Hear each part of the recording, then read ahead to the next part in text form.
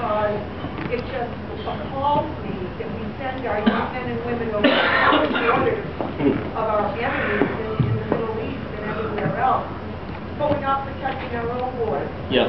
I can't figure that out at all. I'm really looking forward to, if I can win this race, to get involved in that discussion about immigration reform. It needs to be a federal discussion, not a state discussion. You know, Arizona tried to fix it, Massachusetts, you know, it's got to be a federal discussion. Somebody's got to step up and take ownership. I take a problem-solving approach to immigration reform, so to speak to that, I'll come to that in a second, but the first thing that I would do is fix what I call the front door of legal immigration. It can take up to 20 years legally to immigrate to the United States, so we've created this perverse incentive where, you know, people that want to come in, they want to do the right thing, have an incentive to go around the front door, and we've got to fix that front door. I had a constituent who had an elderly aunt in Sicily. She was like 98 years old, and she didn't have any family in Sicily. She just wanted to come here to be with her family so she could live out her last days. That's all she wanted to do. You wouldn't have believed, it was like a national security threat. Come on, this is crazy.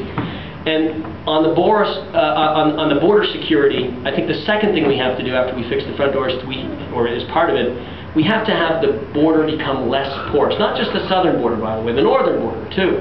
All of the borders are porous, because it doesn't matter what policy we have.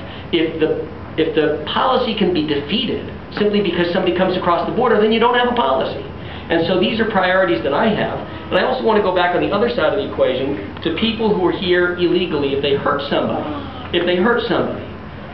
after they're done serving their sentence, I want them to have an expedited one-way trip back to their home country. And if their home country will not take them back, and this happened, if their home country will not take them back, our foreign policy has to coordinate with our immigration policy so that there's an immediate, unacceptable economic consequence to that host country, so they must take them back. Now, the example was China.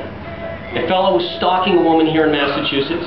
He was charged with the crime of stalking. He served his time. They detained him. China wouldn't take him back. So eventually, immigration let him go. He hunted down the woman and he killed her. Now, China should have been told, it's $1 million a day. Is this guy worth it to you, China? Because we can do $1 million a day as long as you want to do it. $1 million a day. And we know you've got gulag space because you specialize in this, China. Okay? So that's the kind of a thing. But it's breaking it down. All of these problems are solvable problems.